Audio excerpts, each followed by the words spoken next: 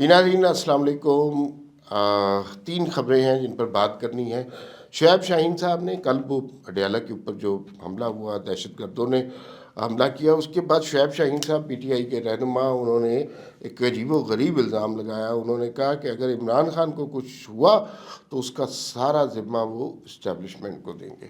دوسری خبر یہ ہے کہ سینٹ کا آخری اجلاس ہو رہا ہے، اس کے اندر آخری تقاریر ہو رہی ہیں، نیا سینٹ کا اجلاس ہونے والا ہے، نئی بساط بچھنے والی ہے، نئے چیئرمین سینٹ آنے والے ہیں، نشستوں کی کیا پوزیشن ہوگی، کون نیا چیئرمین سینٹ ہوگا، کس کس کس میں کیا آئے گا، اور جو سنی اتحاد نے چیزیں اپلائی نہیں کی، خواتین کی نشستیں، مخصوص نشستیں، اس کا پی ٹی آئی کو یا سنی اتحاد کو کیا نقصان ہوگا سینٹ میں، اور یہاں پر بھی پی ٹی آئی مار کھائے گی، اس کے حوالے سے بھی کچھ بات کریں گے۔ اور ایک آخری بات، آصف زرداری صاحب، صدر کا انتخاب جو ہے وہ 9 مارچ کو ہونا ہے۔ آصف زرداری صاحب پی ایم ایل این کے یا اتحادی جماعتوں کے کینڈیڈیٹ ہوں گے؟ کیا آصف زرداری صاحب جو ہیں وہ اچھے کینڈیڈیٹ ہیں؟ اس پر بات، بلکہ پہلے اسی پہ بات کر لیتے ہیں۔ دیکھیے، میں ایک چھوٹا سا واقعہ بتاتا ہوں۔ جب عمران خان کے خلاف تحریک عدم اعتماد ہوئی تو میرے ایک دوست جو کہ بہت خاصے پڑھے لکھے آدمی ہیں، اس سب کے باوجود وہ پی ٹی آئی سے بڑی محبت کرتے ہیں، عمران خان سے بہت محبت کرتے ہیں، اور ان کا تقریباً مجھے روتے ہوئے فون آیا۔ انہوں نے کہا جی کہ انہیں اس بات کا تو دکھ تھا کہ عمران خان صاحب چلے گئے ہیں اور تحریک عدم اعتماد منظور ہو گئی ہے، اور انہیں اس بات کا دکھ نہیں تھا کہ نواز شریف حکومت میں آ جائیں گے، کیونکہ انہیں یہ اندازہ تھا کہ ظاہر ہے کچھ نہ کچھ ترقیاتی منصوبے بہتر ہوں گے۔ یہ سارے مانتے ہیں کہ کچھ ڈیولپمنٹ ہو جاتی ہے، نواز شریف سے اختلاف نہیں تھا، لیکن جس بات پر وہ زاروں قطار رو رہے تھے، اور یہ میں بالکل سچا واقعہ آپ کو بتا رہا ہوں، وہ یہ تھا کہ اب آپ دیکھیے گا، اور وہ مجھے تانا دے رہے تھے کہ اب آپ دیکھیے گا کہ آپ جیسے لوگوں کی وجہ سے آصف زرداری جیسے لوگ اس ملک کا صدر بنیں گے۔ اور یہ ایک تانا بن گیا۔ آصف زرداری صاحب کی شخصیت کیا ہے وہ ہم علیحدہ ڈسکس کرتے ہیں، لیکن سوسائٹی میں انہیں کس طرح ٹیگ کیا گیا، وہ مسٹر 10% کے نام سے، پھر مسٹر 90% کے نام سے انہیں ٹیگ کیا گیا، اور وہ جو ہے انہیں کرپشن کا دیوتا، اور انہیں پتہ نہیں کون کون سے ایسی کہانیاں بنائی گئیں کہ انہوں نے لوگوں کی ٹانگوں سے بم باندھ کے ان سے پیسے وصول کیے۔ مرتضیٰ بھٹو کے قتل کے حوالے سے بھی ان کی بہت عجیب و غریب باتیں کی گئیں۔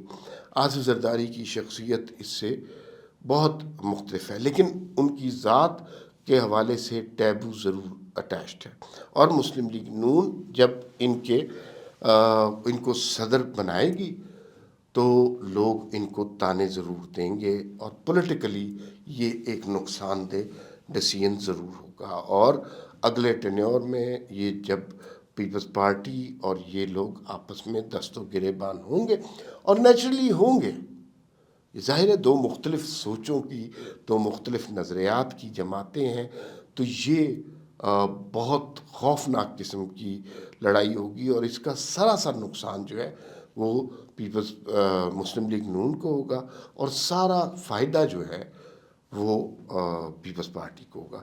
آصف زرداری صدر کی کرسی پہ براجمان ہوں گے، ان کو 5 سال تک کوئی نہیں ہلا سکتا۔ وزیر اعظم آپ کو پتہ ہے یہاں پر آتے رہتے ہیں، جاتے رہتے ہیں، صدر کو کوئی نہیں ہلا سکتا۔ پہلے بھی وہ صدر رہے، 5 سال تماشا دیکھتے رہے، اور اب بھی وہ 5 سال رہیں گے، اور کوئی انہیں ہلا نہیں سکے گا۔ اور پھر لوگ تماشا دکھائیں گے کہ وہی شہباز شریف جو کہتے تھے کہ میں ان کا پیٹ پھاڑ کر ان سے کرپشن کے پیسے وصول کروں گا، اور وہی اس صدر کی خدمت میں حاضر ہوں گے، اور چونکہ شہباز شریف کو اس طرح کی باتوں سے کوئی فرق نہیں پڑتا، لہٰذا وہ سب کچھ ہوگا۔ اچھا، اب میں آپ کو بتاؤں کہ آصف زرداری صاحب ایسی چیزوں سے جو ان کی جس طرح انہیں ٹیگ کیا گیا، ہمیں پولیٹیشین کو بدنام کرنے کا بہت شوق ہے، لہٰذا ہم نے آصف زرداری کو بہت بدنام کیا. جیسے ہم نے نواز شریف کو بڑا بدنام کیا کہ یار ایون فیلڈ کے فلیٹس 4 فلیٹ، حالانکہ اس ملک میں جتنی کرپشن ہوئی ہے، ایون فیلڈ کے فلیٹ کتنے ہوں گے؟ بحریہ ٹاؤن کے 4 کمرشل پلاٹ جتنے ہوں گے. تو بس اتنی سی بات ہے. لیکن ہمیں چونکہ سیاستدانوں کو بدنام کرنے کی عادت ہے، لہٰذا ہم نے وہ آصف زرداری سے جن لوگوں کی ذاتی ملاقات ہوئی ہے، وہ کہتے ہیں کہ بہت پڑھے لکھے آدمی ہیں، بڑی بیلنس گفتگو کرتے ہیں، بڑی رواداری کی بات کرتے ہیں. 18ویں ترمیم ان کا بہت بڑا کارنامہ ہے. صدر کے اختیارات کو کم کرنا، جبکہ وہ خود صدر تھے، ان کا بہت بڑا کارنامہ ہے. ورنہ جہاں پہ جس عہدے پہ جو شخص بیٹھا ہو، وہ کبھی اپنے اختیارات کم نہیں کرتا، اور انہوں نے اپنے اختیارات کم کیے اور بڑے خلوص سے کیے. اور اس کے بعد جو ہے معاملات کافی بہتر چلائے. انہوں نے جمہوری سوچ رکھتے ہیں. اچھا، ان کے ہاں یہ نہیں ہے کہ فلاں شخص لوٹا تھا وہ دوسری جماعت میں چلا گیا.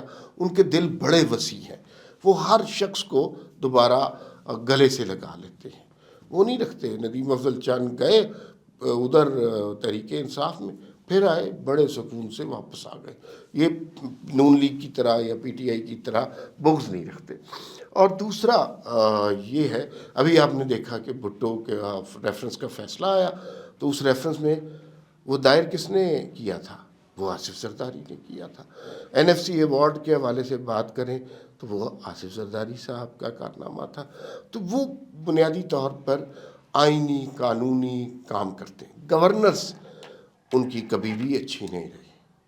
گورننس ان کا ایریا نہیں رہا. کرپشن کے معاملات ان کے ہیں، اس کو وہ ٹیگ رہے ہیں، لیکن اتنے نہیں ہوں گے جتنا بڑا ہوا ہم نے کریٹ کر دیا ہے. اور ہم پتہ نہیں ایسی باتیں کر کے خوش ہوتے ہیں، لیکن سبھی نے اس ملک کو کھایا ہے، یہ یاد رکھیے گا. ٹرکوں والے جج بھی تھے، ان کے بارے میں چونکہ ہمارے بات کرنے کی بساط نہیں ہوتی، لہٰذا ہم سیاستدانوں پر بات کر کے ہوئی.